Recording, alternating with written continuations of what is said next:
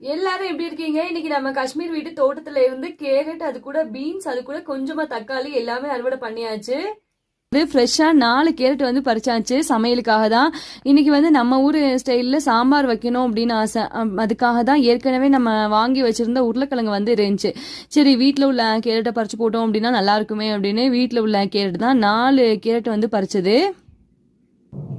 இந்த ஃப்ரெஷ்ஷான கேரட் கூட தக்காளி 2 வாட்டி நம்ம சமைக்கிறதுக்கு யூஸ் பண்ணலாம். அந்த அளவுக்கு தக்காளி கிடைச்சிச்சு. அது கூட காஞ்ச பீன்ஸ், இந்த பீன்ஸ் வெள்ளை பீன்ஸ்.